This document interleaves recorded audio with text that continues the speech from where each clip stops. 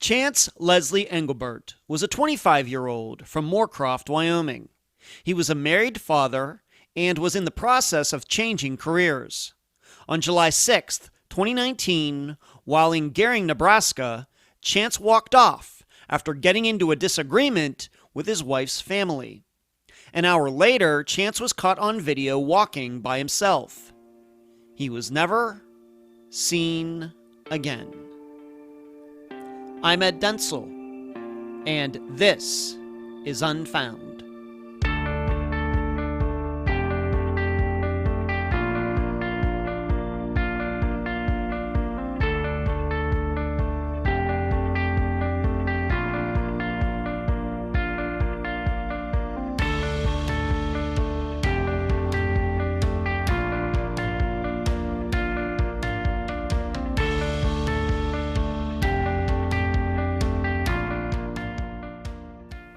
Growing up in Pennsylvania, I know a little bit about storms. Rainstorms, hailstorms, thunderstorms, snowstorms. That state has it all. I can remember in 1980, a swarm of tornadoes swept through Westmoreland County, just to the south of Leechburg, where I lived. I remember going out with my parents in our car to check the damage after. And yes, the tornadoes, of course, hit a trailer park. Luckily, no one was killed. That event left a lasting impression on me. I can remember that every time after that, when a thunderstorm would pop up, I would start wondering if the tornadoes would come back. On the other side of the spectrum, my brother, who was a truck driver, tells a fairly funny story about how a fierce storm in Kansas got him out of several tickets for speeding and being overloaded. Timing is everything. Yet storms of all kinds do more damage on a yearly basis than any other kind of natural phenomenon. Well, in the case of Chance Englebert, when he took off after being insulted by his wife's family, the weather was clear. A beautiful Nebraska day. Then a storm rolled in and Chance disappeared. And we're left to wonder what happened when the wild wind blew. And now a summary of the case. This is brought to you by my friend Megan Lyonez's website, charleyproject.org. Chance Englebert, if you've seen pictures of him, loved his hats.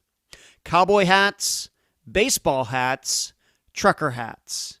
And in fact, Chance was wearing a white hat when he disappeared.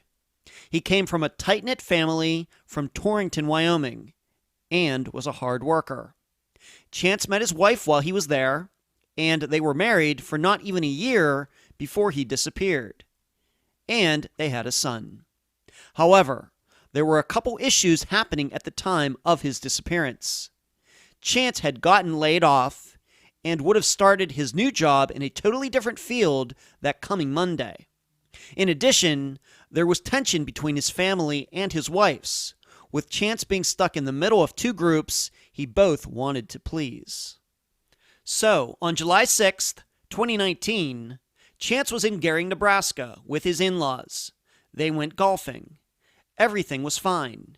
But during a talk on the way home, one of Chance's wife's family members raised the issue of Chance having to take a pay cut for his forthcoming new job. The comment seemed to hurt Chance deeply. Immediately upon arrival at his wife's grandparents' house, Chance walked off, not saying where he was headed. However, minutes later, he called a friend from Wyoming, which was hours away, to pick him up. The friend could not do so. There were then several calls and texts between Chance and his wife. The last one from Chance being a series of emojis that made no sense. Chance was never seen again. Surveillance video obtained a few days later from a store a couple miles north of the house showed Chance walking by himself. Like last week's episode concerning David Schroeder, this week we examine another disappearance in which a man walked off. However, unlike David's, we have cell phone, text, and ping information. In addition, Chance did not have the personal issues that seemed to plague David. Thus, these 3 questions are very different from the ones last week. Number 1, why was Chance seen on very few video cameras despite walking through a populated town? Number 2, why was Chance not found walking in Gering when his wife and other family members went out to find him not long after he left? And number 3, could a storm that rolled through not long after Chance was seen on video be the key to this case? Chance's family is open to many possibilities regarding his disappearance, including foul play. The guest for this episode is Chance's mother, Dawn Englebert. Unfound News. I'm sorry to announce that there will not be a show with myself and Dr. Telesco later this month. It turns out that the week we scheduled for is a busy time. So instead of trying to just throw something together, we've decided to take this month off, then reconvene in July. I look forward to it.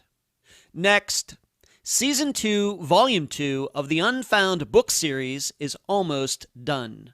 We are still trying to figure out what the cover is going to be.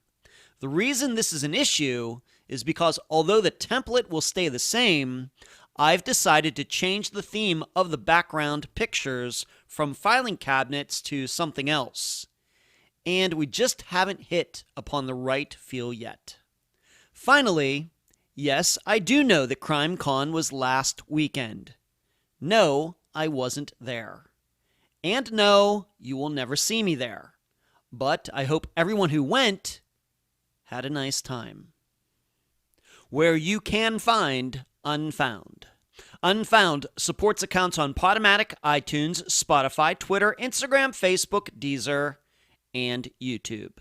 Speaking of YouTube, on Wednesday nights at 9 p.m. Eastern, please join us for the Unfound Live Show.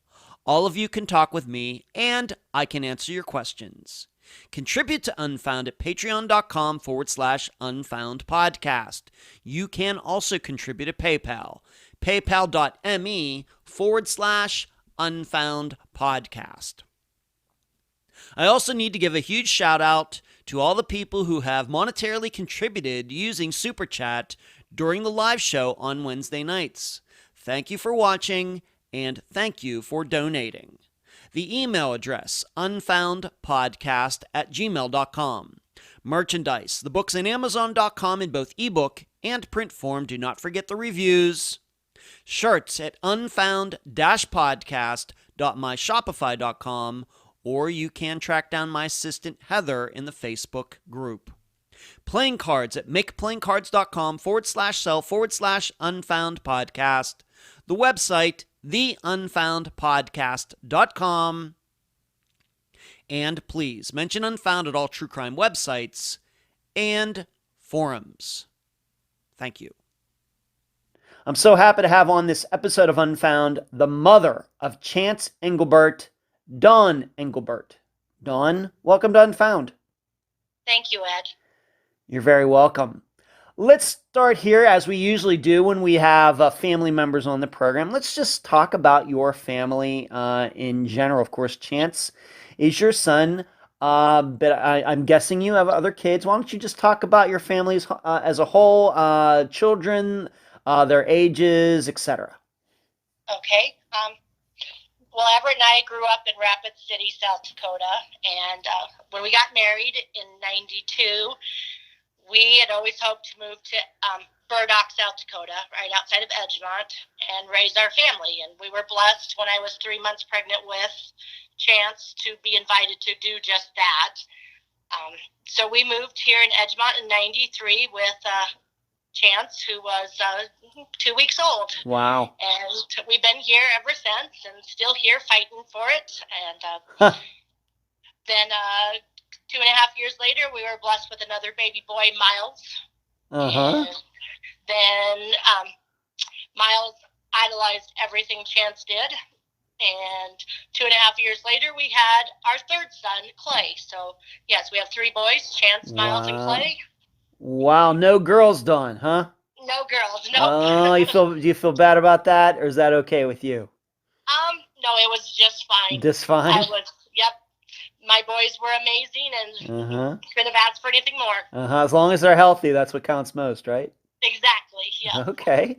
All right. So Chance, Miles, and Clay, roughly 2.5 years apart. How would you say the three of them all got along? You said that they idolized the Chance, Oh, but everybody get along? Are they boys fighting? How would you say the house oh was? no. They were boys. They got along great. They fought great. They made up great. They were best friends and brothers. And but yes, there was definitely some fist fights in the front yard and BB guns shot. But no, they were best friends. Uh-huh. That's fun. It's very interesting to me. You have three sons about that spread in age because I'm best friends with three brothers, and it's about the same thing. I think there's probably about 5 years from the oldest to the youngest. So I'm familiar with knowing a family like that. That's very interesting. Okay. All right. So these boys, a lot of testosterone in that house. You're the only female. I'm glad you Yes. survived, Dawn. Yes. Okay. Let's move on to this. I have to say, I need to ask you about this because, for some reason, I always get interested in people's names and things on this program. But Chance, where does that name come from? I'm sure people know that that's been used as a man's name before, but it's fairly rare. How did you choose that? Actually, my husband had that picked out when we dated in high school. He said if we ever get married, our first son will be named Chance after Sam Elliott on the Yellow Roads of Texas. Wow. And I said, sounds good to me. And we broke up. 2 years later, we got back together. 4 years later, had Chance. All right, so he's named after Sam Elliott in a movie, and I know a lot of people are very familiar with Sam Elliott being in a movie like Roadhouse is the first one that comes to mind. Okay, all right, so that's how he got his name, and then Miles and Clay. Miles and Clay, obviously, once again, names that are rare, but people surely know people, men that have been named that. Okay, so let's talk about Chance. What was he into? His hobbies, into sports, into hunting, fishing, nature. What was he into? And let's talk about that a little bit. Chance was involved in everything, as all three of my boys were. You live in a small town, and you grow up hunting, fishing, ranching. He was going to be the cowboy. He wanted to ranch. Started school, and they played all the sports. Played, football, of course, and Chance didn't like basketball. It was funny. He didn't like basketball because he thought people would watch him. But on a football field or in a bucking chute, that didn't bother him. Huh. So we didn't play a lot of basketball, but we did a lot of football, a lot of track, a lot of rodeo. Then as he got a little bit older, he got into the derby cars and did a lot of derbying. And he was just a very active kid. Yeah. All right. So he's into a little bit of everything, sports and cars, nature. So am I to then understand that Chance was very outgoing, Mr. Personality, or shy, introverted? What would you say? I would say that he's actually was shy, but once you got to know him, he had an amazing personality. He was the storyteller. Everybody stopped to listen to him tell stories. You like to tell a story, okay. Oh, yes. Whether it was anything true or just some line out of a movie, he talked. He liked to spin a yarn. Yes. Okay, all right. Yep. And how did he, of course, all these interests, how did he do in school? Did he graduate from high school? Let's talk a little bit about that. How did he do in school? Oh, he was a very good student. He could have been better, but from 9th grade on, he's like, I can't get straight A's. I don't want to have to do that speech at the end of high school. Oh.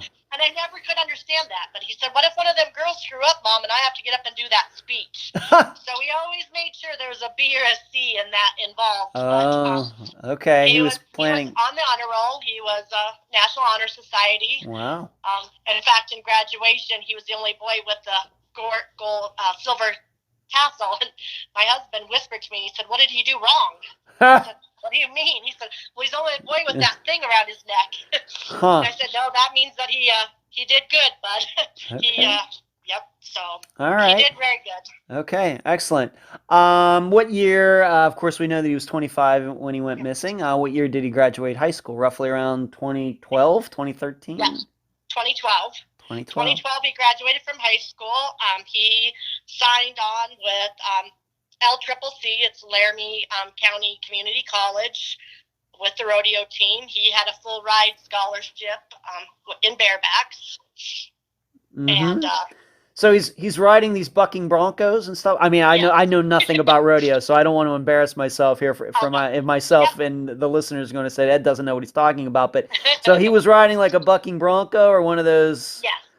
Yep. His event was there was a bucking horse, and he wedged his hand into like a suitcase handle. There was no saddle or anything, and oh my God. He laid back and rode him hard.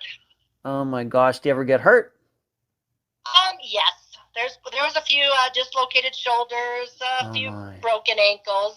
Nothing. We were very fortunate with him. His torn shoulder was the only thing. Okay. He also rode bulls. Oh my gosh. Anytime the bareback riding got to where it wasn't as fun or he wasn't doing what he thought he should do, he took his mind off it and rode bulls for a while. Mm-hmm. So. Now, do they have to wear helmets these days? I've kind of just in passing. You have to wear helmets or? Not in the bareback riding. In the bull riding, he always wore a helmet. Oh, okay. All right. Well, I will admit to riding a mechanical bull once, and I think I stayed on for about 2 seconds. I think that was that. All right, so I give him all the credit in the world. Very brave. And I know it's a huge sport. And I remember when I lived in Las Vegas, they had the big national finals, NFR, in Las Vegas, when I lived there. So, yeah, it's a huge sport. So he was doing that, getting his education. Was he working any, once he graduated high school? Did he have a job, part-time, anything like that? Yes, he was always, he worked for a couple different ranchers along with our own ranch, and just did hired hand stuff, checked water, checked fence, worked cattle. He did that all 4 years of high school, and then when he went to LCCC, he started with diesel mechanics and did that, worked in North Dakota for a summer in between, came back and helped with the ranch in between the other 3 years. He did 2 years of diesel mechanics and 2 years of welding. Okay, after he got out of high school. Went from diesel mechanic to welding. That's kind of a unique change, maybe. Yep. His dad was a welder, so he always wanted to be a welder. And his dad said, you know enough about welding, you could get a job or fix anything. You go learn a new trade. Right. But so that welding was where he wanted it to be. So he went back to college and got his welding certificate.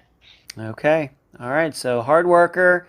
And did you think that maybe he had designs on maybe becoming a professional rider someday, or was that just a hobby type of thing? Back in the early days, yes, of course. All boys hope to be at that NFR. But by college, he knew that was just kind of he didn't want to put that much time in it because he wanted to be on the ranch, and you have to travel a lot to make it to the NFR. So. Right, of course. Okay.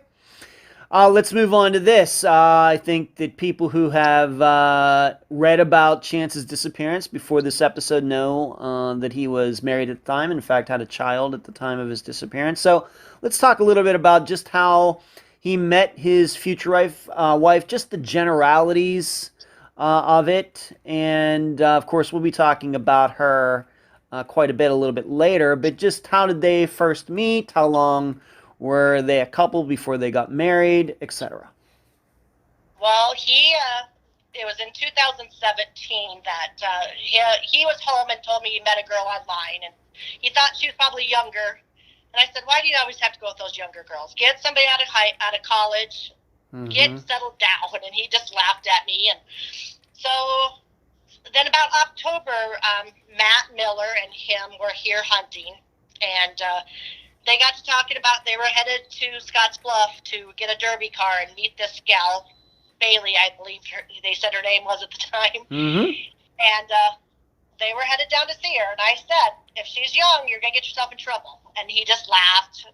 Matt said he'd take care of him. So they had joked, Matt jokes that they drove on the way down there. They said, if she's ugly or psycho, I'm going to pull you in the pickup and we're leaving. Oh, my. Well, she must have been beautiful because she came back here, in November, came and met me and our family, and then was here off and on every weekend. And then in May of 2019, or excuse me, 18, she moved to Moorcroft with him. Okay. So this was kind of what you might call a little bit of a long-distance relationship? Yeah, it was for about a year. Okay, so he would go see her. She would come up and see him. Yep, she came up here quite a bit. When on the weekends, he was a coal miner, and they did shift work. And so when he was off for his long term, he'd have 3 days off, then he'd work a week, and then he'd be off a week. So when he was off that week or those 3 days, they would meet here at the ranch, or he would go down there and see her. So he was a diesel mechanic, welder, and coal miner.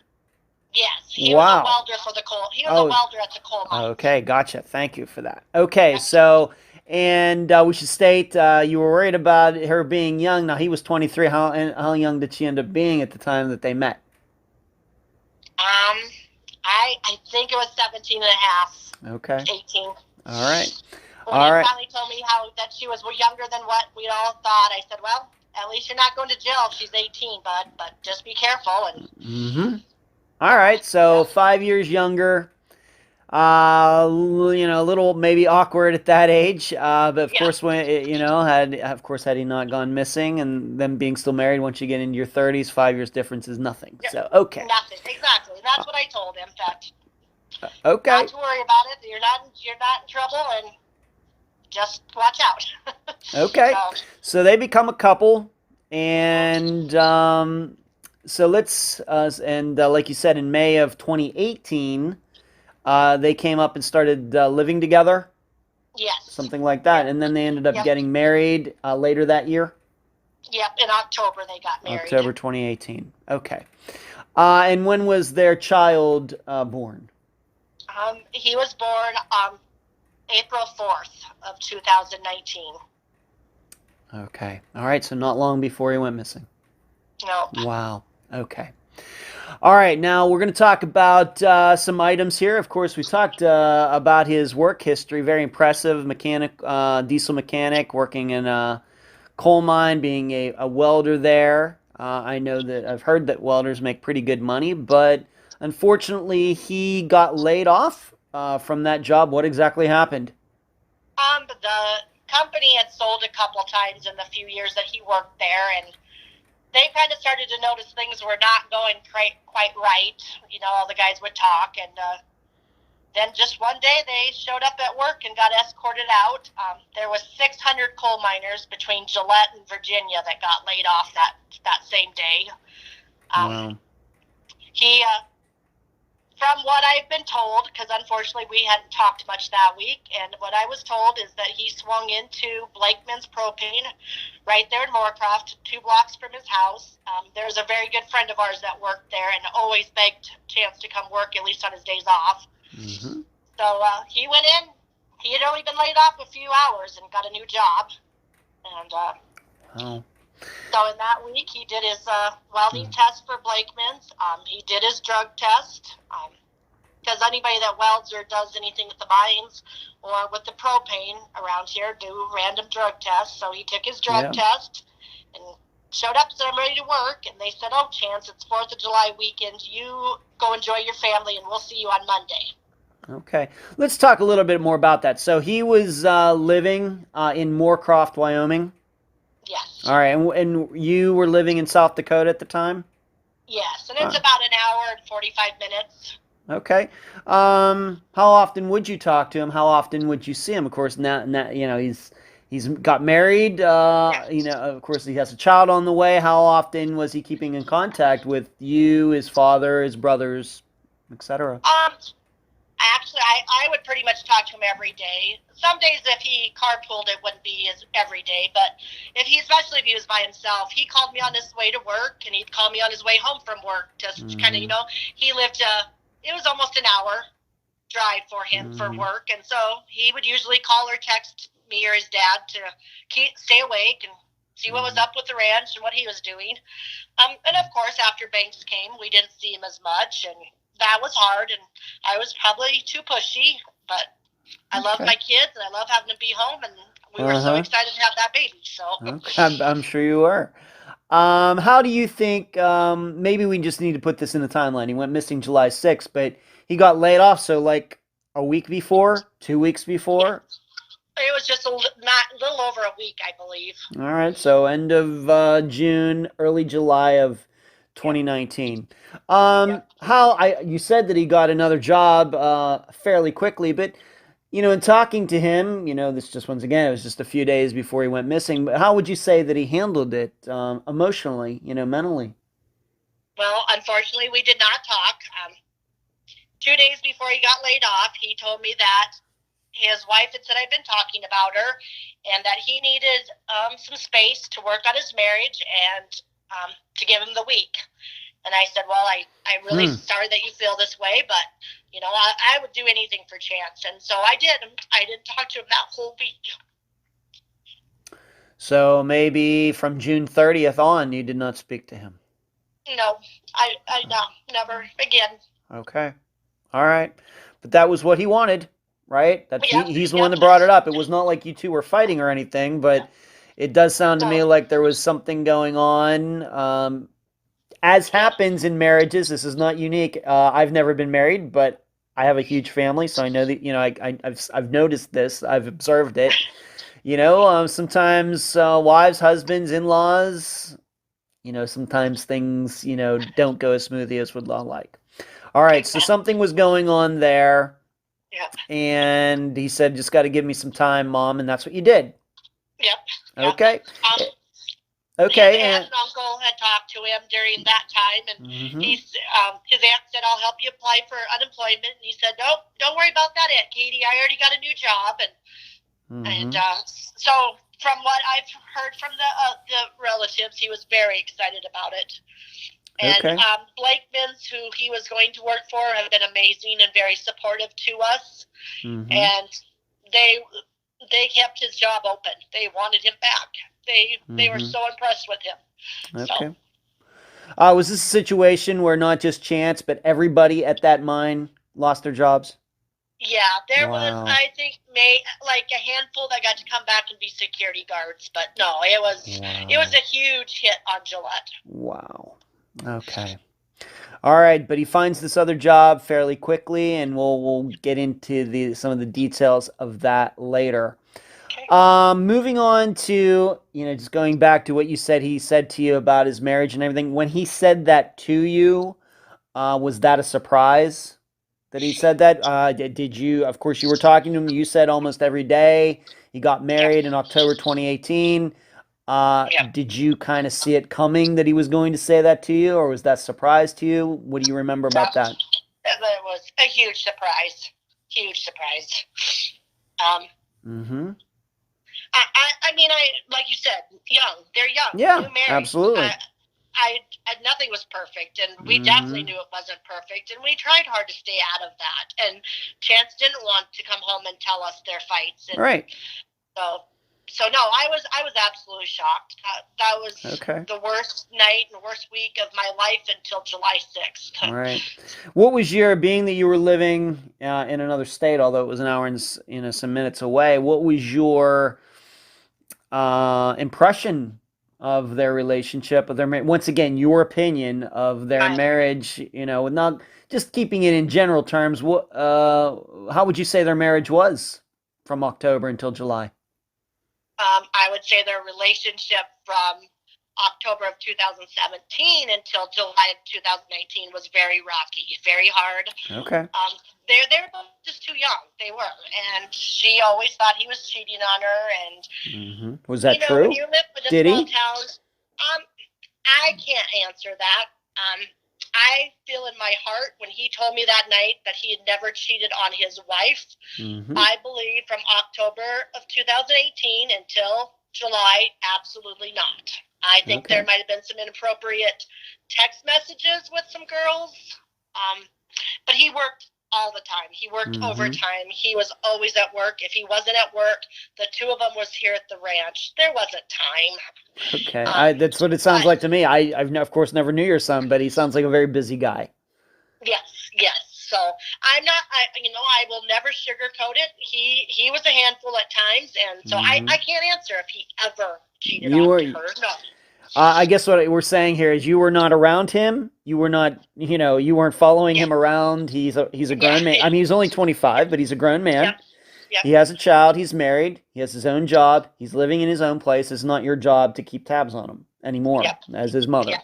Okay, but your belief is that even though there was suspicion out there that you don't think that he would ever cheat on his wife, and on top of that, he didn't have any time.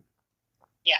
Out his wife. I'm not going to say what happened before October. Before he got married. Because I'm not, but he was very adamant that I never have cheated on my wife, and I'm tired of people thinking that. So I took it that absolutely faithful from there on. Okay. What have your other sons said about this, their marriage? Maybe, as I know, I have two brothers and a sister, and I probably talked to them about more personal things than I would have ever talked to my parents. My mother's deceased now, but when she was alive, than you. I mean, what have his brothers said about this whole situation?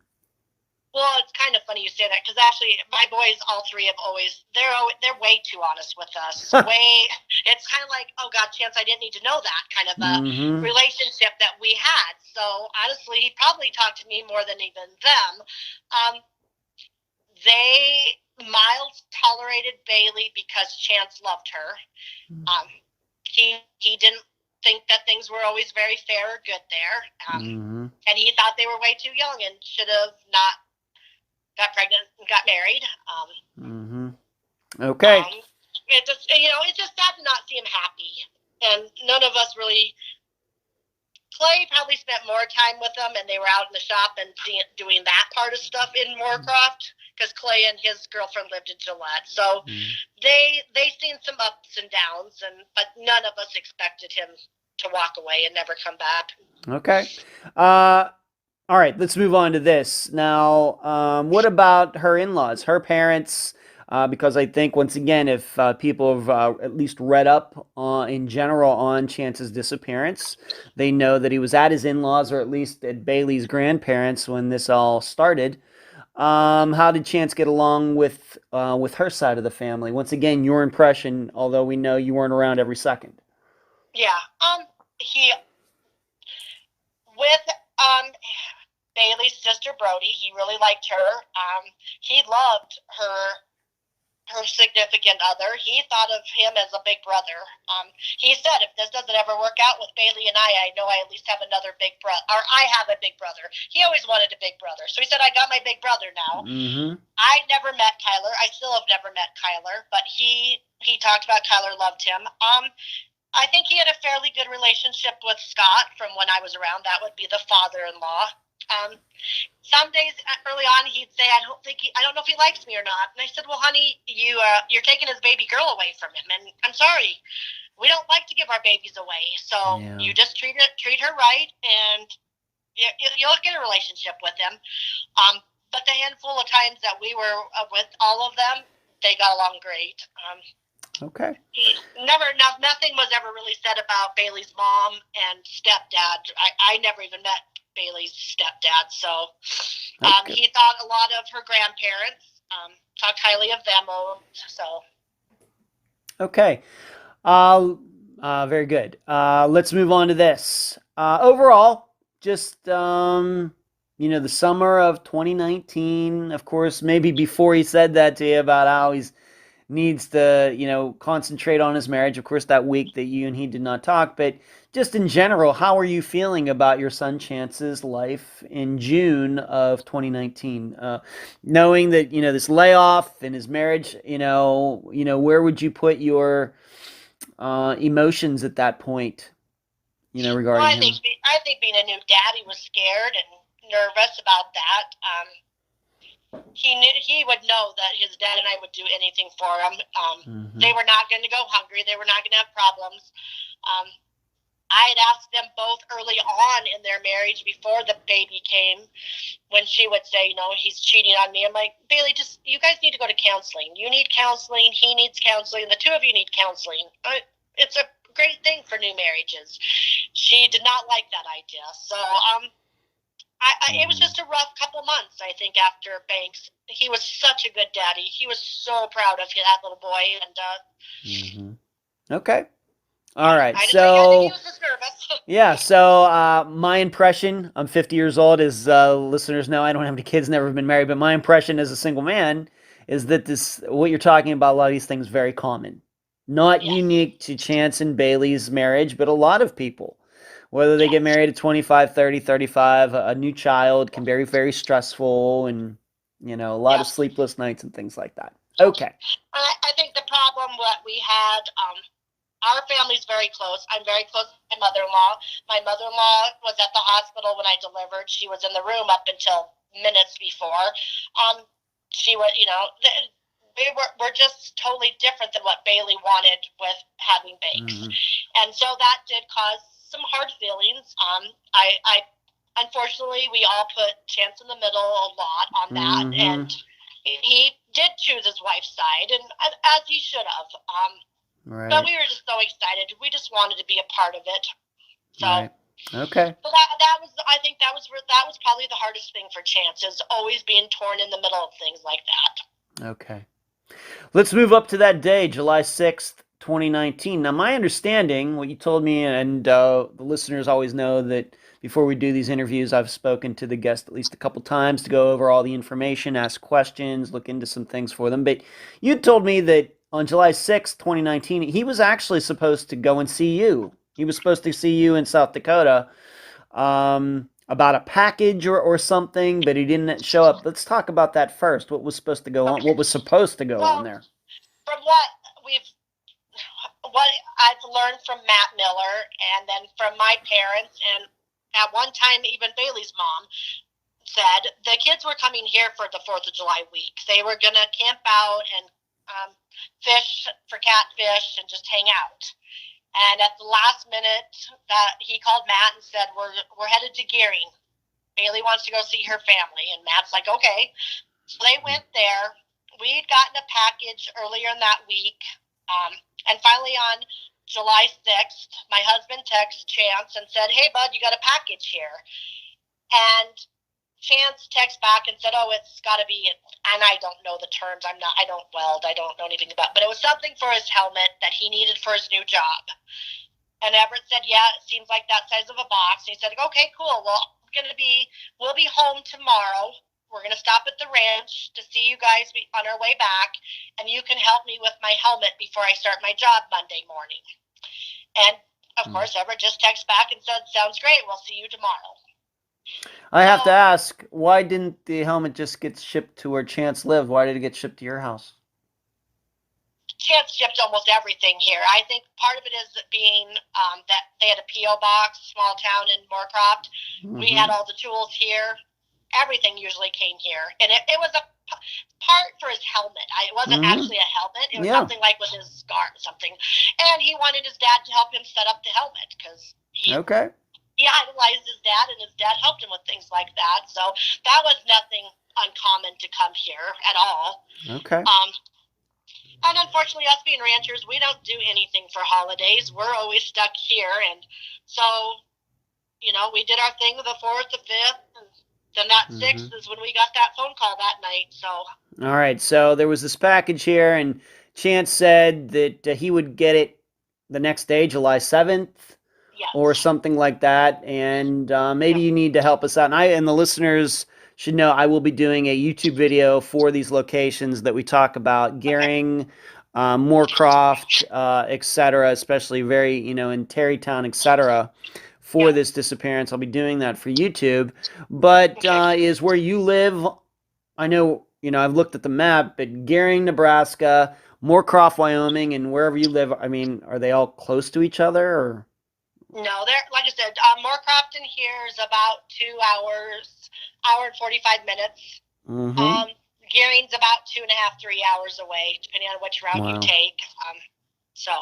Okay. But you'd always you'd come through Edgemont or right close to Edgemont to go to Moorcroft. So it was never out of the ordinary for Bailey or Chance to swing in to the ranch on the way down to Nebraska. So. All right. Okay, so he gets that part shipped there, at least part of a helmet for his welding, of course, that he never did pick up. But the understanding is he would show up the next day, which would have been Sunday, July 7th. Yes. Okay, so let's move on to this. So the idea was that Chance, his wife, and their child were going to come see you that week, but at the last second, things get changed. We should say that Matt Miller is Chance's friend from childhood. No, Matt, he started working with Matt at the coal mine, okay. but they were together. They worked the same shift. Oh, okay. He probably seen Matt more than Bailey or anybody else with the hours they worked. So. Okay. All right. So that's what Matt thought, but that's not, and that's what all of you thought. But at the last minute, there's a change, and Bailey, Chance, and their child go to Nebraska instead. So what do you understand? So they leave the morning of July 6th to get there? Or did they leave like July 5th and stay overnight? What did they do? I think they probably left the 2nd or 3rd of July, to be honest. Yeah, wow. They spent 2 or 3 days down there. Okay. They, did the 4th of July week there. Okay, so 4th of July that year would have been a Thursday, if July 6th is a Saturday. All right, so they're down there for most of that week. And what, just in general, we have to go, we're not going to go through every day. But what would you say in general they did there? Of course, we now know that you did not get to speak to him because of what we already talked about. But what is your understanding of what they did those days? I think I know they went to a rodeo. I know that they just kind of hung out with friends. And then on that Saturday, he went in-law and his, we call him his brother-in-law because they've been together so long, but went golfing with those two. And so I always, our understanding, they had a great time all week, and they had a good time up until the very end of golfing also. So. Okay. Was Chance a golfer, or was he just going because these other people were going? Well, I think mainly that. We're here in Edgemont, we have a golf course, but you take your four-wheeler out, people take their Harleys out. So his best friend in high school played golf for a town up in Rapid City. So, I mean, he'd been around golfing, but he was not a golfer. He was, and he would be very embarrassed if he didn't do well, so he'd be a clown instead of being a professional. Okay. All right. I can certainly understand that. I know a little bit about that myself. Unfortunately, but we should be clear about one thing. Where they went, and we're going to talk about, of course, where his last ping was, and we know it was near a golf course. Is this the same golf course that they went to that day? No. Okay. They went to Bayard, which I believe, I'm just guessing, so please understand that everyone. But it's like 25, 30 miles from Gering and Scottsbluff. It's a small town out just on the suburb up there. That's where Bailey's dad lived. And it's just a cute little smaller golf course that's perfect for guys that don't really golf. Okay. And once again, who went? Chance and who else? Chance, Scott Bewley, and Kyler Krantz is what we were told. And who are those two guys, once again? Scott is Bailey's dad, and Kyler is Bailey's sister's boyfriend, but we call him the brother-in-law. Okay. So there's 3 of them. They go out for this golf outing. And so they're out there, what time would they have been getting home that Saturday, do you believe? I don't know, but I've been told they golf from like 1 to 3 or something in that range. And Bailey came out to pick him up to take him back to town. All right. What I was told. All right. Well, let me go through that a little bit. So, why didn't he get a ride? These are very technical questions, but why didn't he get a ride home with those two back to Gering? Well, like I said, Scott lives right there in Bayard. Okay. And from what I was told from Scott when we got to Gering on Monday, is that all 3 guys were dropped off at the golf course so they could have a few beers, relax, and not worry about driving home. Is what I was told. Okay. So. All right. So they did that. And then then Chance calls Bailey and she goes picks him up. That's from what I can tell on the calls on the call log and just from the family talking, yes. Okay. Now unfortunately at some point I guess when they got back to Bailey's grandparents' place in Gering or somewhere near there, a disagreement started somehow. Who was involved in this? What was said? I realize you weren't there, but you eventually did talk to people about this. What exactly happened that instigated then Chance walking off? What happened? Well, my understanding is that Bailey and Chance did not have words. They did not fight. Mm-hmm. He was upset by a comment made at the golf course. Oh, he was. So something happened at the golf course Yes. that then kind of carried over Yes. to him Yeah. being at home. Yes. All right. And do you know who made the comment? Was it Bailey's father or what they call the father-in-law or the brother-in-law? Brother-in-law. From what Bailey had told my husband that night is that Kyler made some comment about him not making enough money or about minimum wage. I honestly don't know in the translation of all of it, but that he took it wrong and got very upset, and he wanted to go home. And when they pulled into the grandparents' house, he looked up and he said, "No, I want to go to our home in Wyoming." Okay. So all right. He got mad and he got out of the car and walked off. Okay. All right. So this was a comment that was made like an hour before or something. Yes. That do you happen to know, once again, the way you understand it, almost 2 years later, did Chance and this guy get into an argument about it? Did it almost become a fight? Have you ever heard anything about any of that? No. I just heard that he kind of got upset and he took the comment rudely. Okay. And then when Bailey showed up, he said, "Get the car, we're going home." Excuse my language. That's all right. Okay, but instead... that's all I've been told. All right, but instead they went to the grandparents' place. Bailey told Everett that she went to her grandparents to get their clothes, and she told him that, "I'm just going to get our clothes." She took the baby out of the car, walked in the house, and Chance walked off. Chance walked right out of the driveway and down the street. Yep. All right, so he did not talk to anybody at the house at all? No. All right. No, they did not see him. They were sitting down in the living room and did not see him, and Bailey came running up the stairs and said, "Chance walked off, I have to go." Okay. And so this is the grandparents' place in Gering, Nebraska, this city that you've already talked about. Yes. Okay, so he just walked off. Was your impression, was Chance familiar with the area? Did he know Gering, Nebraska very well? How many times he had been there? Any ideas about any of that? He'd been there about 20 times, but I don't think he wasn't familiar with it. But he knows his directions and that. Okay. Okay.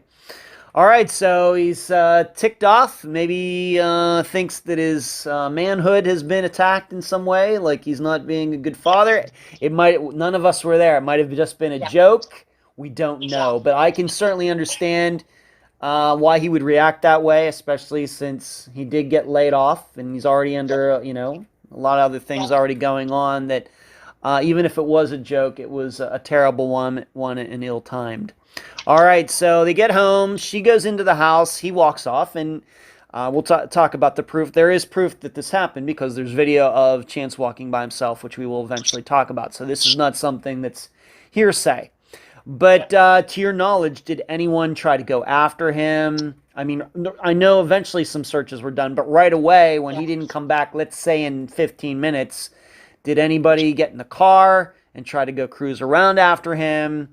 Anything? Did anybody try to stop him? Did Chance say where he was going? Anything like that? To my knowledge, he had told Bailey sometime in the hour that there's phone log that he was going to Sidney, Nebraska. He told Matt he was going to Torrington, Wyoming. I was told that Bailey went looking for him right away. She didn't think that he really would walk off. So then she went looking for him, and she never could find him. So and then I don't know if the grandpa went before or after the storm, but there was a bad storm that hit in around 9:15-ish. Bailey told Everett they had to quit searching for him because the rain was so bad. And then after 9 o'clock or so, they searched for a few more hours, is what I was told. Okay. Can you give us the approximate hour, not down to the minute, but if you say 7 or 7:15, can you give us the approximate hour that you believe that Chance walked off? It was about 7:20, because Matt called us at 7:23. No, he called Matt at 7:23. Okay. So let's talk about, so sometime before 7:23 p.m. That day, so let's just say between 7 and a quarter after 7, as Chance is walking away from the house, he calls this guy that he works with, Matt, correct? Yes. Okay. And any idea why Chance would have chosen to call Matt? Is there any reason that that you can think of that the Chance wouldn't have called one of his brothers, etc.? Well, why Matt, do you think? Well, Clay would have been working at the coal mines, so Chance knew his schedule. Miles was off rodeoing in Minnesota, and I don't honestly know why Matt, other than he talked to Matt daily. When Matt had called us, Everett reached out to another very good friend of Chance's that doesn't drink. He's older, has children. We always thought of him as a great role model. So we figured he would have called Larry. So Everett called Larry. Larry never had heard anything. So no reason that you can think of specifically why he would have called Matt, other than his brothers or other people might have been otherwise engaged on that Saturday. Yep. And I think Chance didn't want to have to call and tell his family another fight with Bailey. So Matt knows the relationship, knows the thing. I think he just felt comfortable calling Matt on that. Okay. Now, you've already stated, now Matt eventually does call you and tells you the content of the conversation with Chance calls Matt. And what did Chance tell Matt during this conversation that took place at 7:23 p.m. on July 6th of 2019? What did Matt tell you the conversation was? He said Chance was very upset, said he had words with the in-laws, and he was getting the frick out of Nebraska, that he was going to start walking to Torrington and get me a ride to meet at Torrington. But Matt didn't go to pick him up, did he? No. Why was that? Because he's another 2.5 hours, 3 hours away from us. And had been drinking. They were having a party. Yeah. And so it would have made more sense for somebody here to drive the 2 hours to get him. Okay, so Matt couldn't pick Chance up because he was worried about drinking and driving. Yes. And not to mention the distance. Yeah. Not to mention the distance. Yeah, he wouldn't have been able to get there until 1, 2 o'clock in the morning. So it just wasn't practical on top of drinking and driving. Okay. And Torrington, how far, that Torrington is in Wyoming, a totally different state. How far is that? Not in walking terms, but in distance, your understanding, how far? It's like 35, 40 miles. All right. So the average person walks 3 miles an hour. So he's going to walk 12 hours, 12 hours, 13 hours to walk to Torrington. Yep. But that's what and I get that, but that people think that's crazy, but if you would know Chance, when he sets his mind to something, he was going to do it. Okay. He was getting to Torrington. Whether it was walking or getting a ride, he was going to Torrington. All right. But Torrington... that doesn't surprise me at all. Okay. Now, we should know that Torrington is on the way home to Moorcroft. Yes. Okay. You have to go through Torrington from Gering to get to Moorcroft. Yes. Okay. One of the ways. There's 3 ways around to go, but yes, that would be a way to go. Okay. So then after this conversation ends, and I guess Matt told him, Chance, I can't come and pick you up. And so they hang up. Matt calls you and, explain the conversation you had with Matt. Well, from my understanding, Matt told Chance that he would get a ride down there. Don't worry, bud. So he called us and asked if we could go get him. And I said, we will figure it out. All Matt said is that he was upset, he had words with the in-laws, and he wants to get out of Nebraska. Because of our disagreement that week, and I know he did not want to tell his mom and dad he got yet in another fight. I called his aunt his uncle, who he is very, very close with. He's lived with them, worked with them. I called and said, can you get a hold of Chance and see if somebody can go pick him up? And they're like, no problem. So his Uncle John called him once or twice and texted him. By that time, Everett was a mess and went and called and started texting him. And his Aunt Katie texted him.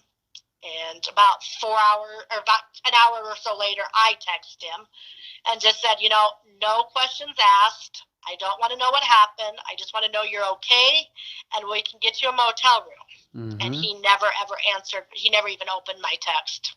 Okay. Did he respond to any other family members, the aunt and uncle? Did he respond to them? No. I say no. The last text was at 9:08 back to his Aunt Katie, and it was just random letters and emojis. All right. So anybody in your family, and we'll talk about how it seems Bailey and Chance, though, did talk over the phone or text, but we'll get into that in a moment. But anybody in your family he did not respond to, and if this response was him, it was not legible. Yeah. You couldn't be read. You couldn't understand it. It was just a random. No. Okay. So he either, whatever the situation was, there was no responses. We'll just stay for the record, except for that one unreadable text. There was no responses. Yes, Nothing like, he didn't say, I'll be fine, I'm going to be walking. He didn't text back anybody in your family saying, you know what, I'm going to get a ride, everything will be fine. Nothing like that. Nothing like that, no. Okay. All right, so let's just do this time. I want to make sure this is very important, so we go through this timeline, and we'll go through it again later just so everybody realizes this. But time he left the house, approximately between 7 and let's just say 7:15. Time he spoke to Matt was 7:23. And but then after that, while you're trying to contact him, other members of your family are trying to contact him, he did speak or text with his wife, Bailey. She says that she went and tried to find him. She couldn't find him. I'm perfectly willing to believe that. And I realize you would have found this out later, but let's just talk about Chance did have conversations, texts with his wife, Bailey. The general, what you know about those, once again, I know that you weren't a party to this, but what were the contents of those conversations? The one conversation, Bailey said that he said he was going towards Sydney, which never made sense because he wanted out of Nebraska. Why would you go deeper into Nebraska? But that's what she said, that he made the comment and was headed to Sydney, Nebraska. Okay. Then he made a comment. He called her up and he said, why the hell did you tell the parents? And she's like, I don't know what you're talking about. And he hung up on her. So... And that's, I think, really the last of their talking. I know there was some text in between, and of course I don't know any of that, though. Okay. All right, so she's trying to get a hold of him. He says he's walking to Sydney. Would you say that Sydney is in the opposite direction of Wyoming? Yes. Yeah, okay. It would have took him farther into Nebraska. And so when he made this comment about telling parents, he meant you, right? Yes. Well, because Everett had called and texted him also, so he meant, why did you tell mom and dad? All right. But the thing is that she didn't tell you. No. Matt did. No. Matt did. Yep. All right. So, seemingly, if we're to believe this conversation, Chance was under the wrong impression. Yes. All right. So it was Matt who told you about, what was going on. It was not Bailey. And so maybe when she saw that, she didn't even know what Chance was talking about. Yes. Okay. So we have these texts. And do you know the approximate time of the last call or text between Bailey and Chance? It would have been right up into that 8 o'clock range, 8:30 range. Okay. So for the next, let's just say 45 minutes.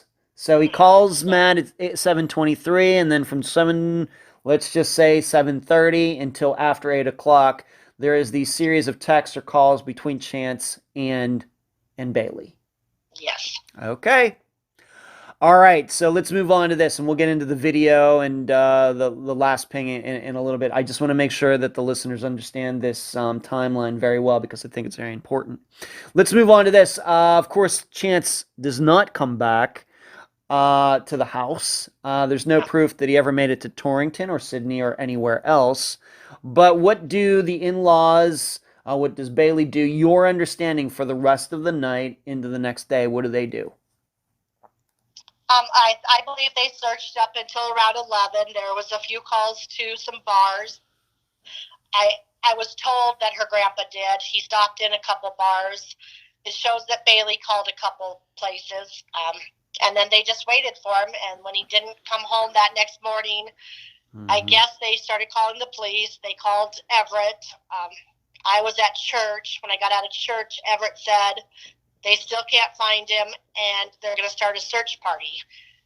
And or no, they were doing a they were doing a missing person report. Okay. And I said, what does that mean? And he goes, I don't know, Don, but the cops are involved now. So I raced home. We started calling Verizon, trying to find out if we could get a ping or get anything out of them. And, of course, nothing from them. I started calling. I called the Lusk Sheriff's Department, and I called the Torrington Police Department. And at that time, they said, I believe we are on the phone with Chance's father-in-law now. Wow. So we'll get all the information. So then we called local hospitals, just kind of played that game. Bailey told us not to come down, that she thinks that they can handle it.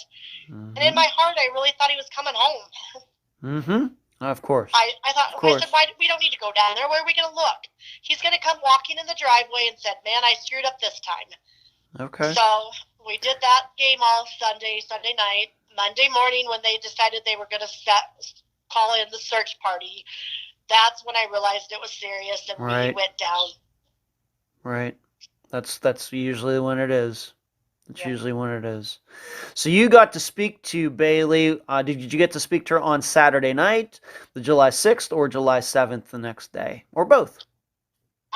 Everett talked to her, my husband Everett talked to her on the 6th around 8:30. Again at 11, I believe it was. And then he talked to her Sunday morning, and then I started talking to her about 10:30 or 11 Sunday. And we talked off and on all day Sunday, and Sunday night, Monday morning, and then we went down. Okay. If you could give, I'm not going to try to get into, because of course she's not being interviewed, and I don't want to invade any private conversation or anything, but the general tone of these conversations, was it ever brought up, well, where could he be? Did she really believe that he was going to, try to walk back to Wyoming? What was her, general thoughts on the whole situation? She really didn't ever really say much about it. We mainly just talked about what happened between us, what happened between the fight, what Chance had told us. She wasn't aware of that. Just had, trying to do some healing with each other to help where to start what we do next. Before we hung up that night, she kind of said, I really think he's coming home in a body bag. And she said that? She said that Sunday night to me. And I said, oh, honey, we're got to think positive. We're not going there yet. And so then we said goodnight. And then Monday morning, when we found out the search party was, I texted Grandma and said, we're on our way down. And she's like, we have the camper ready for you guys. Just come, whatever you guys want to do. And so that's what we did. We went down Monday. All right. So you would say in general that even though there was this tension before he went missing, Chance, saying that, hey, Mom, I'm going to have to, kind of lay off for a little while. And we've already talked about that. But it seems that once Chance went missing, all of you came together, both your family and her family. They opened up their doors to you to come down and try to figure out what happened. Yeah, they were all very kind to us. Everything was nice for the circumstances. Right. We stayed with the grandparents in their camper all week. And okay. All right. Well, okay. All right. So they opened up their camper to you, which if that's the best they could do, then that's the best they could do. It's better than nothing. Better than have to rent a hotel room, I guess. Oh, yeah. Yeah. Oh, and their camper was beautiful. It was right there. We had our own bathroom. My niece, Miles, my son Miles, and Everett and I were there. So it was a great setup. It was very nice and very helpful. All right. So when you get down there, I guess this will then be July 8th. Of course, these searchers are going to be planning, and you've given me some pictures of those search areas that will be posted on Facebook, on Instagram, on Twitter, so people, and on the Unfound website, theunfoundpodcast.com, so people can see these search areas for themselves. We're not going to go through all of the minute details of these searches, but we'll talk about them in general. But when you finally did get down there and you got to speak to Bailey, did she show you any texts that she and Chance had shared after he took off, or were there none to show, or what? I guess I never asked. It's kind of a privacy thing. It was them, and so I never thought to ask, I guess I should say. And no, she didn't offer. Okay, all right. So you get down there, you're hanging out there all week, trying to see what's going on. And these searches that were done, when were they done? How long were they? What methods were used? How would you explain it? So Monday, when we got there, we went and met Captain Rogers first off, and just wanted to introduce ourselves and that we were there, and if there was anything we could do to offer to help or what he suggested we do. Very cordial to us. Said we were welcome to search, but we needed to stay out of the pyramid, the surrounding area of where the people would be in the vest, not to get involved with them. And and he took our name and number, and that he would be getting a hold of us at the end of the day. Met with Bailey. We met with the grandparents. Her dad had just showed back up. He had been searching all morning. So then the friend Larry that we talked about earlier, he showed up. Everett, Larry, Miles, Scott, and I and my niece drove around looking. We would drop off at one spot and drive around the other side of the lake to pick him up, and we just did things like that. We walked up at that point, did you even have a direction? I mean, you know that he had said he was going to walk. I guess you had two conflicting stories. One going toward Sydney, one going toward Torrington, and they're in exact opposite directions. Did you just as the general public, the family members, not skilled searchers, did you even have an idea where or are you just riding around? Mainly just riding around. We went up and down the streets where we thought he would have been, and stopped at every business we could. Asked if they had surveillance cameras, if we were allowed to look at them. Most of them were very great. Miles sat and watched videos until two places we found him. They sent it on to the Gering PD. Another place, we stopped. The manager wasn't there. We went back, met the manager. He can see that Chance was never in his parking lot, but he could see him across at Domino's. We just stopped, knocked on doors, walked into businesses, and told our story and begged for help. Wow. Okay. All right. So let's move. Being that you're out doing your own thing, and that is what you just said is true. That you were the ones, you and the rest of your family were the ones who discovered two videos. In the Gering area, I guess you might call it Terrytown. All these places are very close together, as I will show on the YouTube video. But you were able to find two different places that had Chance on video.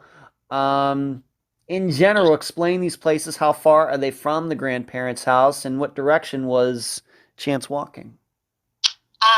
I am not good at directions, so I okay. so totally the wrong with that. All right. They're probably 10, 15 blocks from the grandparents, so very doable.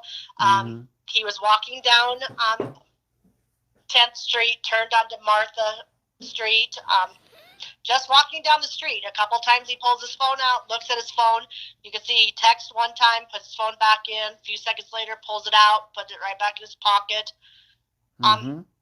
Was just a normal kid and looked like he knew exactly where he's going. Nobody would have thought to ask him, a cop driving by wouldn't have thought he needed help. Nobody would have thought to ask if he needed a ride. He was just, looked like he was going out and knew where he was going. Okay. Um, And I what two places, if you can remember, what two places are these? These two different businesses, I guess, that had video. What are they? the Weathercraft had one. I believe it's actually Domino's Pizza had one, and a gas oil company had one. All right, so three then? Yeah, there was three different videos that they did get. Miles found two, and I found one that you could just see vaguely of him walking in front of the Domino's Pizza, but it was from across the street. Yeah. So he never was in that gas station's lot. You could tell that he was always across the street from that. Okay. Would you say that he was walking in the same direction in all three? Once again, I know you're not good directions, but did it seem consistent to you and other people that watched the video? Yes. We all kind of got the impression he was headed towards that truck stop, that WTT. And when we were there, the last ping was said to have been 15-degree arc from the WTT gas station truck stop. But with the 15-degree arc, that's actually many blocks, half a mile. So it's, you can pinpoint exactly where that ping was. All right, we're gonna talk about the ping in a little bit, but these videos that you found, and I think that was great work on your part. Excellent work. These places were not on the way to Torrington, Wyoming. No, it was kind of like a cut across to get to the main highway to go towards Torrington. Is the way we all feel that he was doing. All right, and I'll be doing a video too, so people can see this. So you find these videos.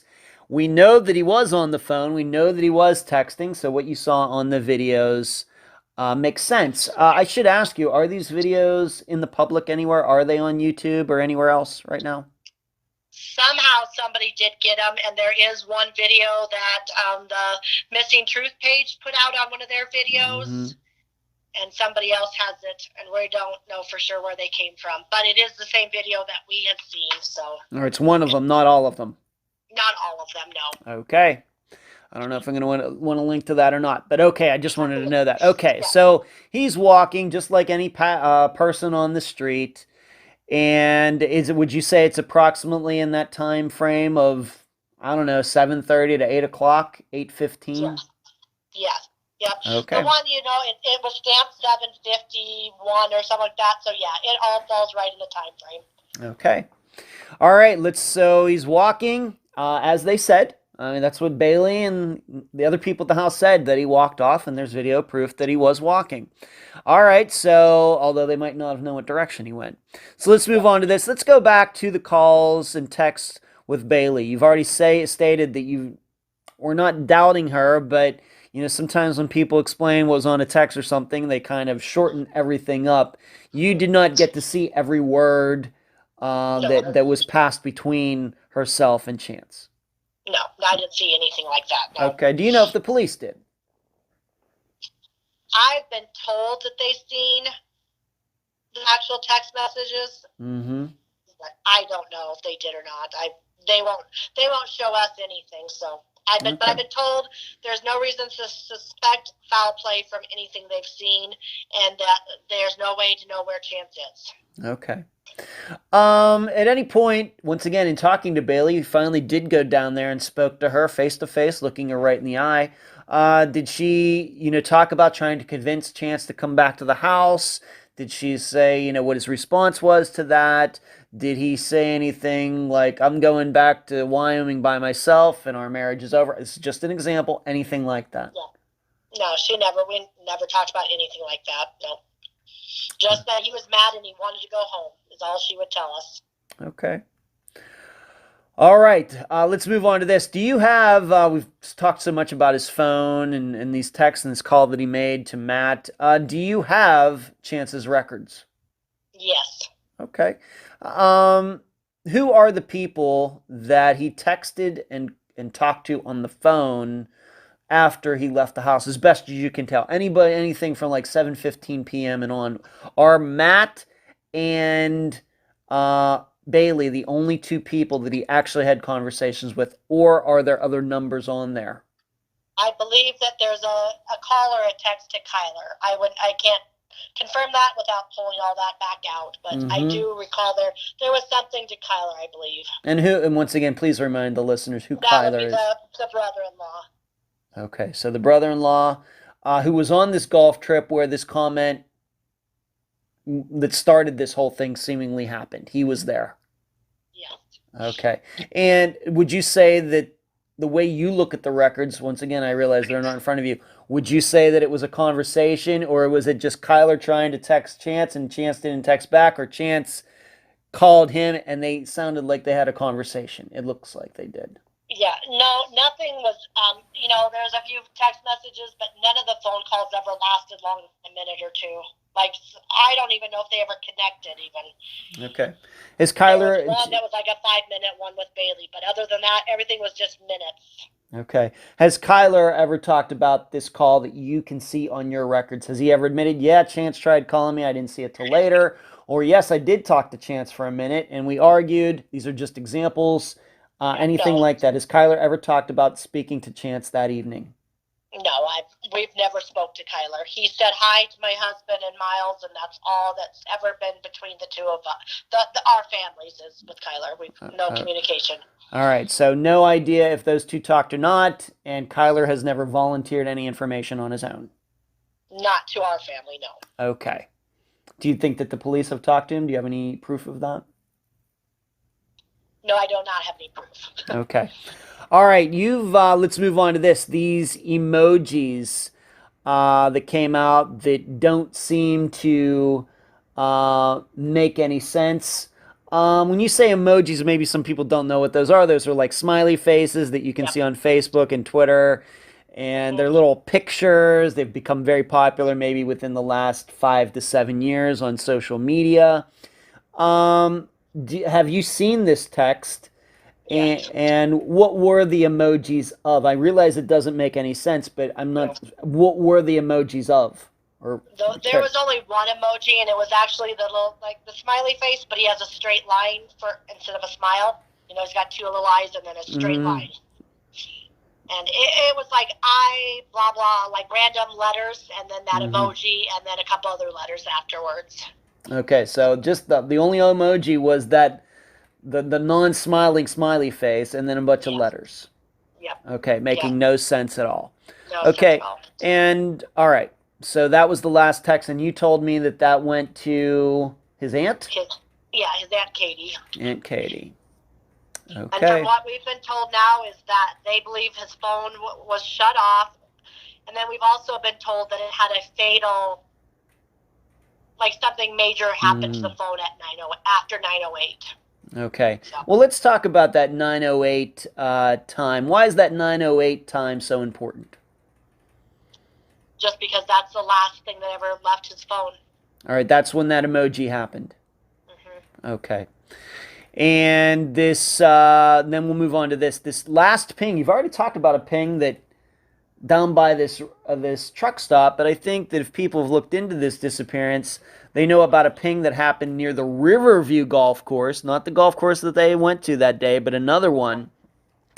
Yeah. Is that true? Did this last text and the last ping coincide, or are they different things? What do you know? So the week that we were there, that they did the search and we did the debriefings and all that, we were told it was 15-degree arc from the WTT. Then shortly, 2 weeks later, then they had supposedly some new people come in with the phones, could help with them. Yeah. And that's when they got changed to the last ping would have been by the golf course. We were never told that. We only heard that in other people's talk and interviews. And like they did do an interview and they announced it, the PD did. But we were never told that. We just did it from listening. So, but that's where the last ping supposedly is now, was from that. Okay.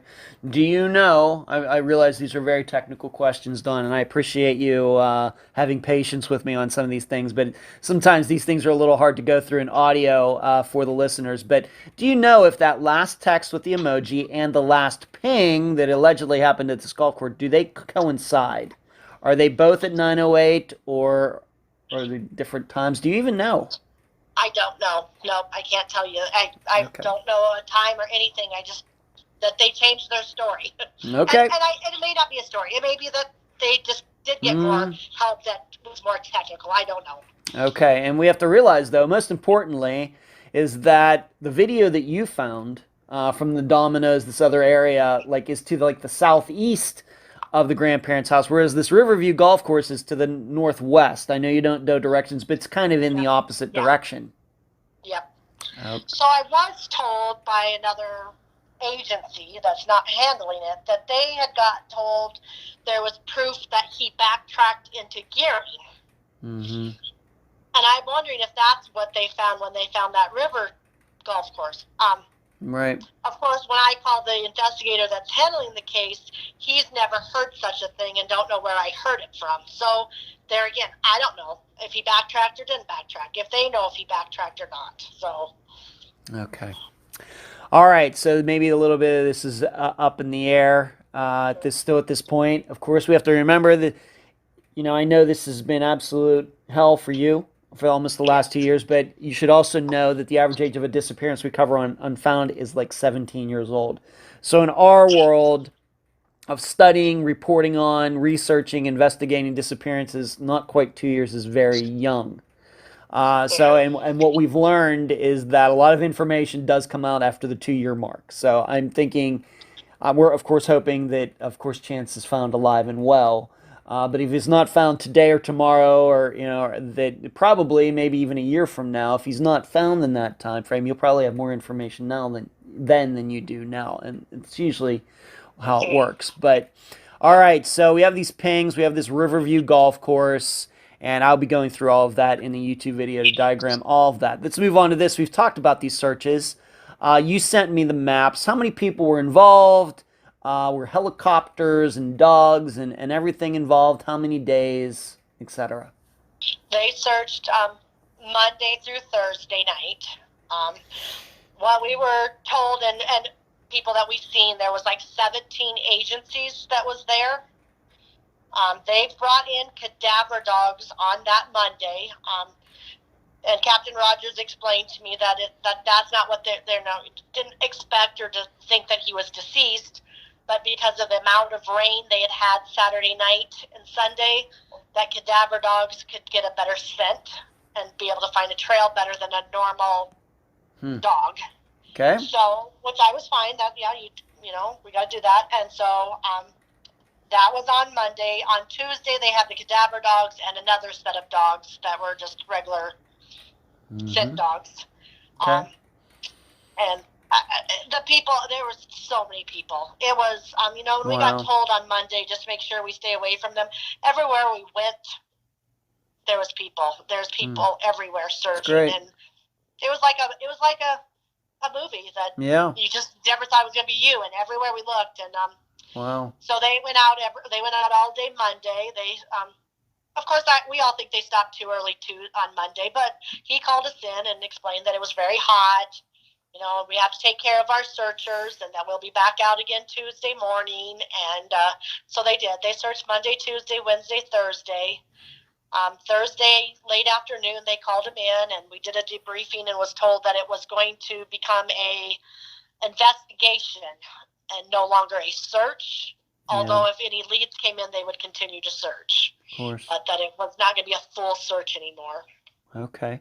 Now, anybody who's once again, anybody who's read about Chance's disappearance, and if they're of course going to or already have watched the YouTube video, they do know that the Platte River goes right near there. Was the river searched? Your understanding in that area? Is it deep? Is it wide? Did they have any boats out on it, etc.? It's very wide and it's deep, and it was running hard and fast. That they had more rain than we've had in years. And I do believe, yes, they walked the riverbanks on both sides. I do believe there was some type of boating out there. There's also the Terrytown Lake that was searched quite a bit and sonar. There was some sonar done in the river area. And all the canals, they drained some canals. It's an irrigation community, so there's a lot of water running in ditches through the towns, and some of them were even drained and searched. Okay. So, All right. Now, you've, of course, talked about this storm after he started walking mhm. and left the house. Do you know what time the storm swept through there? Do you know how heavy it was? How long it lasted? I know, I live here in Florida. We're well known for our lightning storms down here in Florida, lightning capital of the United States. But really, the storms can be severe, but usually I have to tell you they're very quick. They seem to blow through very Yeah. fast. What do you know about this storm that came through the Gering, Nebraska area that night? It was around that 9:10, 9:15 area from what we were told by the law enforcement. They feel it was probably one of the worst storms they'd had in some time. On Monday, there was still debris in the roads Wow. from the storm. So Huh. I do believe it was bad. Okay. My thing is, my kid grew up on a ranch. We know how to handle storms. We know to stay away from rivers and stuff. He's smarter than that. He wouldn't have got swept up in storm water and sucked away in the Right. river. I will never believe that. So Okay.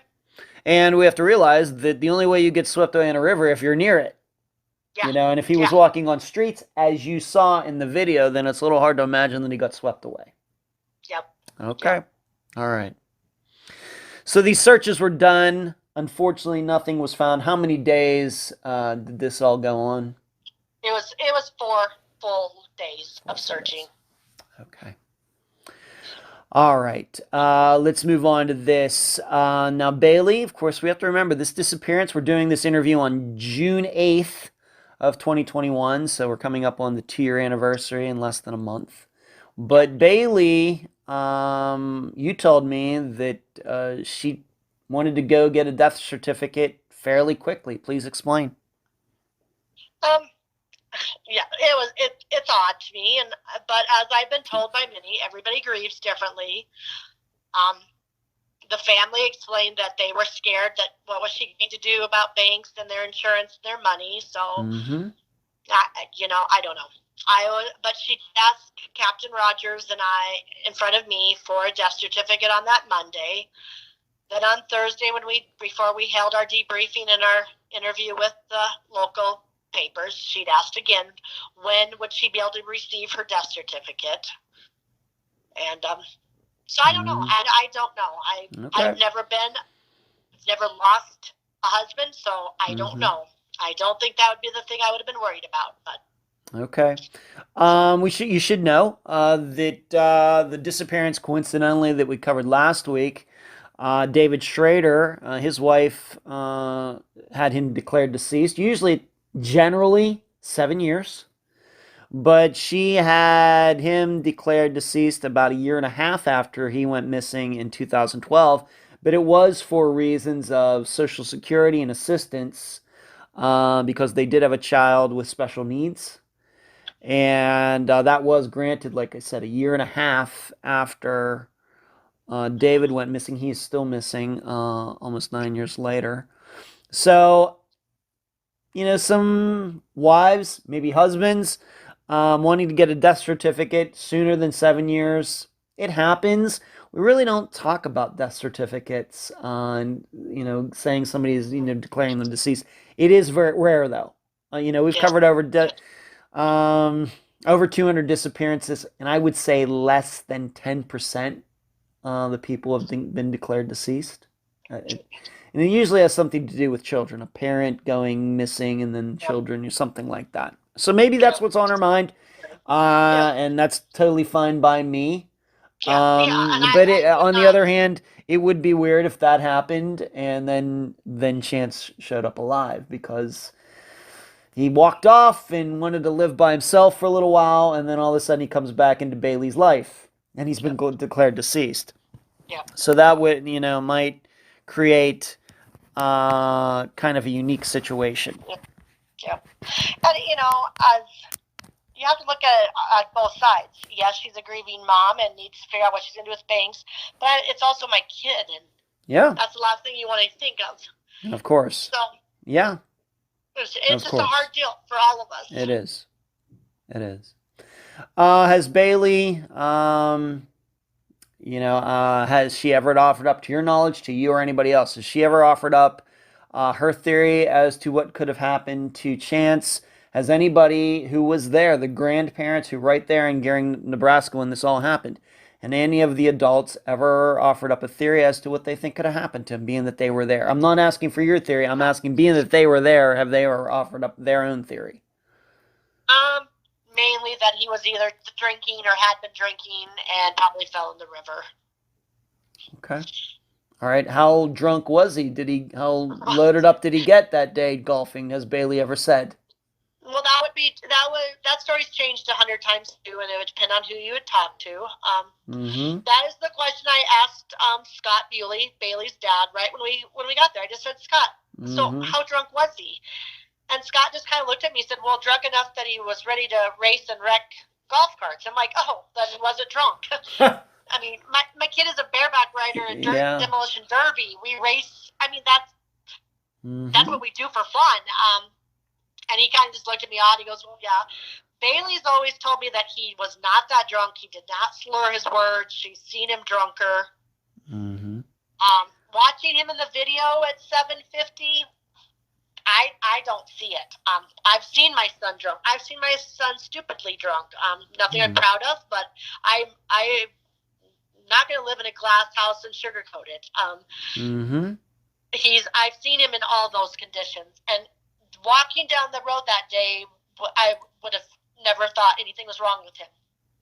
What about Matt? Matt worked with him. Has Matt, if you've talked to him over the last almost 2 years, has he ever said, yeah, Chance really sounded drunk when I talked to him?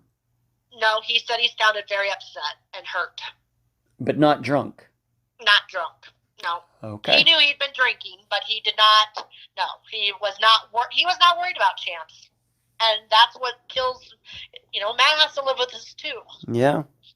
Then he's thinking if I would have... Nobody thought that would be our last phone call. Right.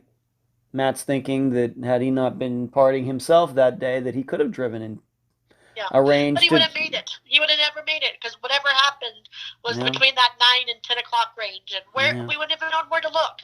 So I do not blame him at all. Okay.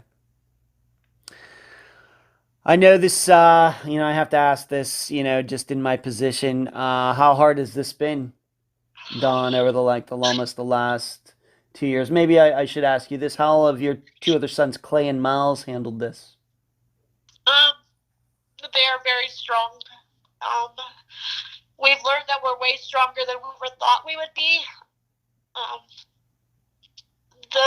My husband and the boys, they just pretend like he's at work and he hasn't came home from that long shift yet. Right. And it gets harder because, 2 years is a long shift. Yeah, yes. Yeah. So. Right. But no, we're sticking together and staying strong because that's what Chance would want. He would want his brothers to go and succeed and do great things. He would want this ranch to stay in the family and keep going. And he would want his mom and dad to stay married and love each other. So we fight every day for that for him. When was the last time you spoke to Bailey? Oh, I haven't talked to her in over a year. When was the last time you saw Chance's son? I haven't seen him since August 6th of 2019. Any reason for that? Just a lot of hard feelings, a lot of emotions. I haven't seen him once since then. Okay. It's just a mess. It's hard. I guess, once again, I'm not there. It's not my family. But it does seem that all of you really did come together when Chance went missing. Did things sour after that? They opened up their camper, I guess, to you, and you were around them for those days. And I understand there was some tension before Chance went missing, but then you're together for maybe a week, trying to all work together. But did things sour again then? Yeah, things started getting rough after mid-August. They had a few fundraisers, and then we had a few fundraisers, and we're very humble people. We did not ask for any of that. It was actually very hard and embarrassing, and I think that really upset some of the family. The last real conversation I ever had with Bailey is that we're going to hire a private investigator, and they want $20,000 down, and I have to come up with that money. And and we've sent money into them. They won't cash the checks. They won't let us. We've tried to help. There's only so much one can do. So. Right. Have you hired a private investigator or? Yes. Yeah. Did. Yeah. So. Okay. Not that we have a whole lot yet, though. Okay. A lot of people in that area won't talk or communicate real well. So. I'm gonna just give you this piece of advice, and all of this. I'm not talking out of school here because the listeners know. Frankly, unless they're willing to work for free, I mean, if you've paid them, none of my business. But private investigators usually 99.9% of the time are useless. No. That's not necessary. It could be a criticism, and sometimes it is. Yeah. But usually they're over their head, just like everybody else is.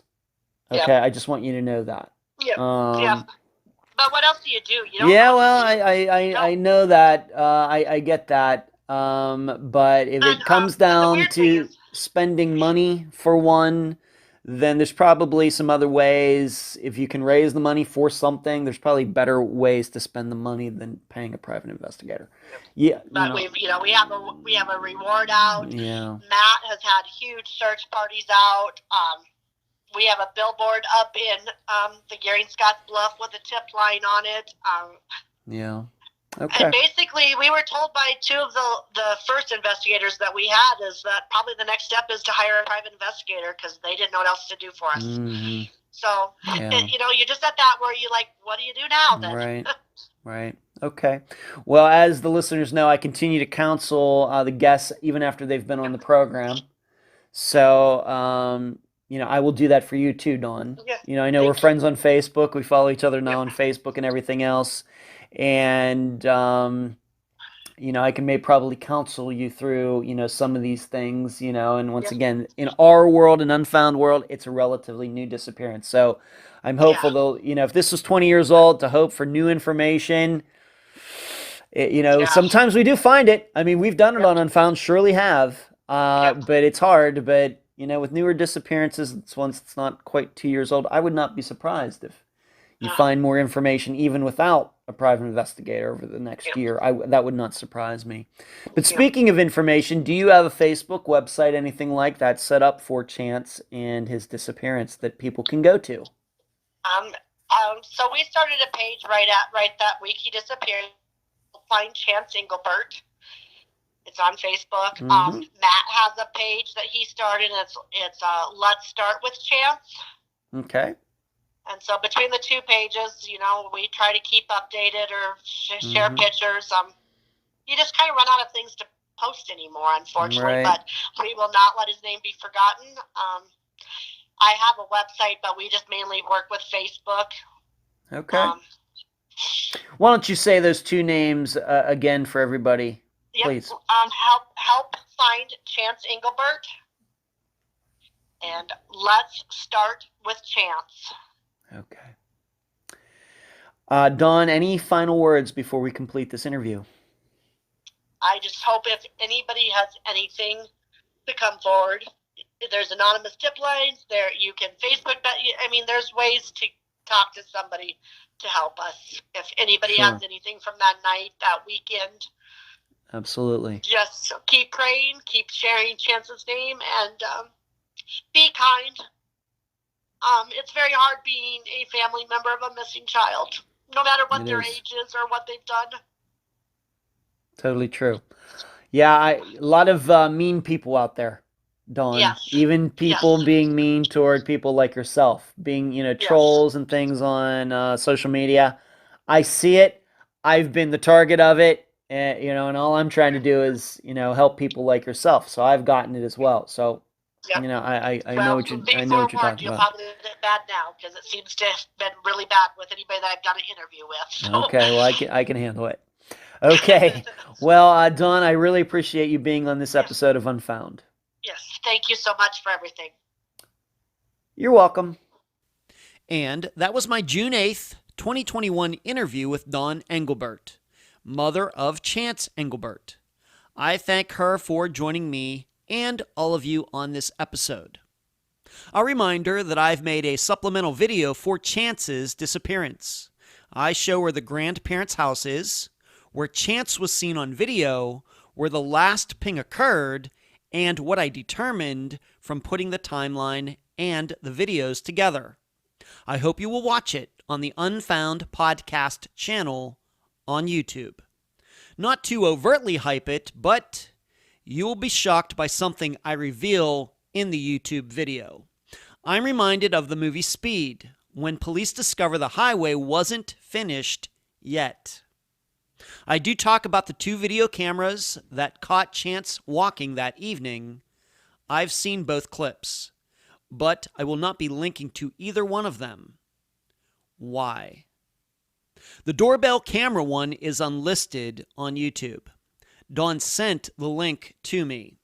If she wishes the public to have that link, she can post it. Maybe she already has, but I will not be doing that because Unfound has unlisted videos on YouTube as well. The think tanks, for example, and I would surely not want those posted without my permission. As for the store surveillance video, it's contained in a show on YouTube that covered Chance's disappearance. Unfortunately, the show is not the kind that Unfound would link to. However, if you do a search for Chance Englebert on YouTube, you will find it. I think all of us can agree that Chance being angry about what was said to him that evening was totally sensible. Really, the last comment any of us want to hear is, "Hey, you're not making enough money. Hey, you're not pulling your weight. Hey, you're not being a responsible adult." Especially if we know we're doing the best we can under the circumstances, which is what I think Chance was doing. It's not like he quit the other job. It's not like he got fired. It's not like he was a married guy who was acting like he wanted to be single again. Chance got another job as quickly as he could. I'm sure he wasn't happy about it. Why the person who made that comment couldn't understand that, I don't know. But I hear that's how in-laws are sometimes. What's nonsensical, though, is Chance's physical response to it. I think if most people were put in that situation, male or female, that punches might have ended up being thrown. Or maybe a more predictable response would have been for Chance to say to his wife, "That's it, let's go home. I don't have to put up with that crap." And if she didn't want to go, Chance could have taken their vehicle and she would have had to have found another way back to Wyoming. But as we know, neither of those more predictable physical responses happened. Instead, Chance walked off and actually called a friend like 200 miles away to come pick him up. An odd choice. However, although it is odd, the call does tell us one important fact. Chance, although ticked off, was not suicidal. He wasn't delusional. He simply wanted to go home really bad, even if it meant doing so without his wife and child. So, although this is all generally like David Schroeder's or TJ Murray's disappearances, my assessment is Chance was in a much clearer frame of mind than those 2 men. Then how can it be that Chance disappeared? Well, I have my own opinions, and you will form yours. But do it on your own. Don't go whichever way the wind blows. I'll leave the theorizing up to you. And that's the program. If you found it informative, please go to the app that you use to listen to Unfound and give this podcast a nice review. I thank you for listening. I'm Ed Densel, and you've been listening to Unfound.